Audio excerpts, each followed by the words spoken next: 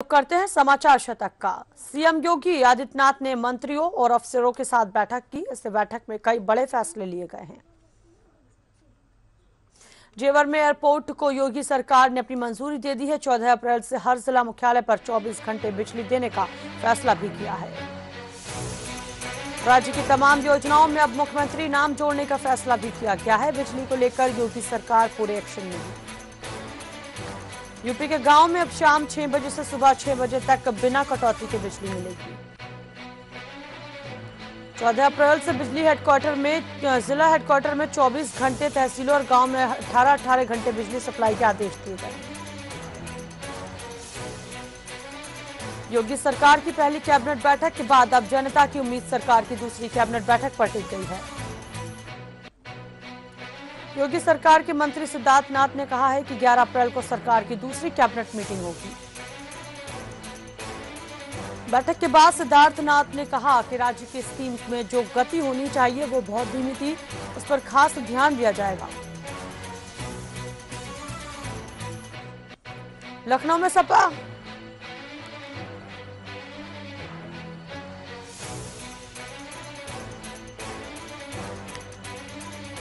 1987 batch के वरिष्ठ IAS अधिकारी अवनीश कुमार अवस्थी जल्द ही सीएम योगी आदित्यनाथ के प्रमुख सचिव हो सकते हैं। जिलाधिकारी गोरखपुर के पद पर तैनात रह चुके अवनीश कुमार अवस्थी की कार्यक्षमता और कार्यकुशलता से सीएम योगी आदित्यनाथ खासा प्रभावित हैं। सत्ता मिलने के बाद ही इसके संकेत मुख्य सचिव को दे दिए गए थे। इलाहाबाद हाईकोर्ट की लखनऊ बेंच ने सपा सरकार के कार्यकाल में सिविल पुलिस और प्लाटून कमांडर में दारोगा के 4000 से अधिक पदों पर नियुक्ति प्रक्रिया रद्द करने के एकलपीठ के आदेश पर मुहर लगा दी। एकलपीठ ने पिछले साल 24 अगस्त 2016 का इन दारोगाओं की चयन प्रक्रिया लिखित परीक्षा के स्तर से रद्द कर दी थी। गीत वंदे मातरम की अनिवार्यता को लेकर इलाहाबाद के नगर निगम सदन में जमकर हंगामा हुआ। हंगामे के चलते सदन की बैठक एक बार शुरू नहीं हो सकी। वंदे मातरम की अनिवार्यता को लेकर बीजेपी और विपक्षी पार्टियों के पार्षद सदन में ही आपस में भिड़ गए। मेयर का सपोर्ट मिलने पर बीजेपी पार्षदों ने सदन में ही बहुत देर तक जय श्री राम के नारे लगाए। माहौल खराब होने और विवाद बढ़ने पर सदन को खाली कराकर हॉल में ताला लगा दिया गया। पूर्व प्रधानमंत्री मनमोहन सिंह ने मोदी सरकार की ओर से लाए गए जीएसटी बिल का भरपूर समर्थन किया है। राज्यसभा में उपसभापति पीजे कुरियन की ओर से बिलों पर लाए गए संशोधन को लेकर पूर्व प्रधानमंत्री ने अहम भूमिका निभाई। मनमोहन सिंह ने बिल के महत्व को ध्यान में रखते हुए पार्टी नेता जयराम रमेश को सलाह भी दी। जैसे ही राज्यसभा में 4 बिल पास हुए, वित्त मंत्री अरुण जेटली अपनी सीट से उठे और पूर्व पीएम मनमोहन सिंह के पास पहुंचे। जेटली ने पूर्व पीएम से हाथ मिलाया, जिसके बाद पूर्व पीएम ने जेटली को बधाई दी। मनमोहन सिंह ने जीएसटी बिल को गेम चेंजर करार दिया है। शिवसेना के चप्पल मार सांसद रविंद्र गायकवाड़ की मुश्किलें कम होने का नाम नहीं ले रही हैं। संसद में बयानबाजी और शिवसेना सांसदों के हंगामे के बावजूद अभी भी उनकी हवाई यात्रा करने से बैन नहीं हटा। अब all India cabin crew association ने कहा है कि गायकवाड़ सुरक्षा के नजरिए से ठीक नहीं है, अभी भी उनसे खतरा है। सरकार को उनके बारे में अभी और विचार करना चाहिए।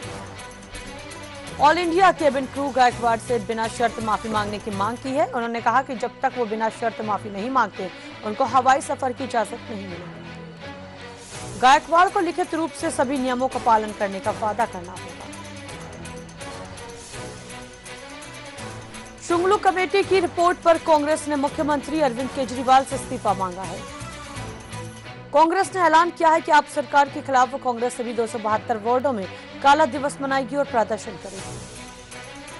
अजय माकन ने प्रेस कॉन्फ्रेंस की और कहा कि शुंगलू कमेटी की रिपोर्ट में उजागर किए गए दिल्ली सरकार के भ्रष्टाचार, भाई भतीजावाद और गैर कानूनी तरीके से किए गए कार्यों का भंडाफोड़ हो गया है।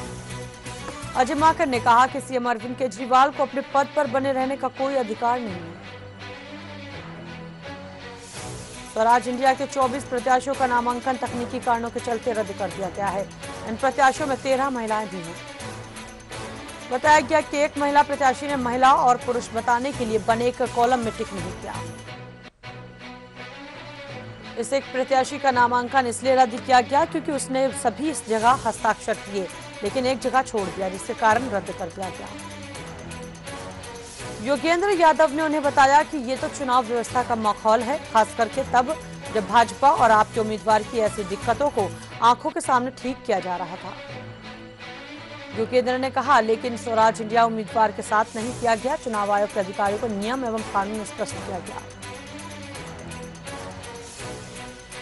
कश्मीर में भारी हिमपात से कई स्थानों पर हिमस्खलन की घटनाएं हुई हैं। बटालिक सेक्टर में भारतीय सेना की एक पोस्ट हिमस्खलन की चपेट में आकर दफन हो गई। इस घटना में 5 सैनिक बर्फ में दब गए, जिनमें से 2 सैनिकों की मौत हो गई। 2 सैनिक सुरक्षित बाहर निकाल लिए गए हैं। एक जवान की तलाश अभी भी जारी है। भारतीय सेना के उधमपुर मुख्यालय के नॉर्दर्न कमांड ने बताया कि अभूतपूर्व हिमपात के कारण हिमस्खलन की कई घटनाएं हुई। नॉर्दर्न कमांडेंट ने बताया कि हिमपात के कारण बटालिक सेक्टर में स्थित एक सैन्य चौकी मलबे के नीचे दब गई।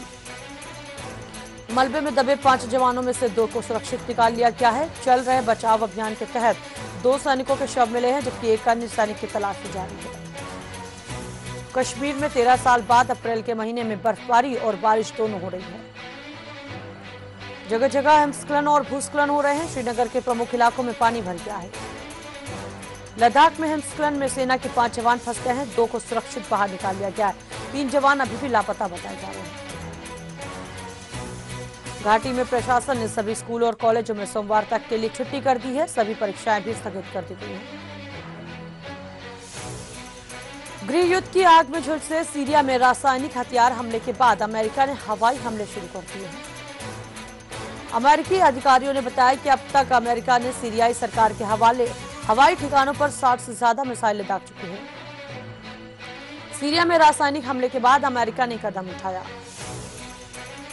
इस हमले में 30 बच्चे और 20 महिलाओं समेत कम से कम 100 से ज्यादा लोगों की मौत हो चुकी है, जबकि 400 से अधिक लोग घायल हैं।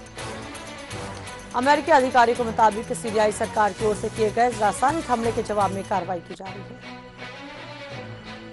भारत और इजराइल के बीच एक बेहद बड़े और अहम रक्षा सौदे पर मुहर लग गई है।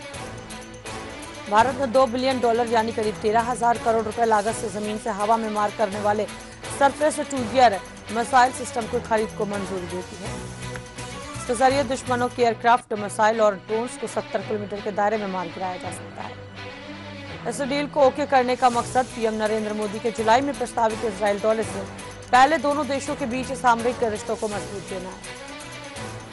रक्षा सूत्रों ने बताया है कि अहम डील को भारतीय defence research and development organisation और इजराइल एरोस्पेस इंडस्ट्रीज मिलकर अमली जामा पहनाएंगे।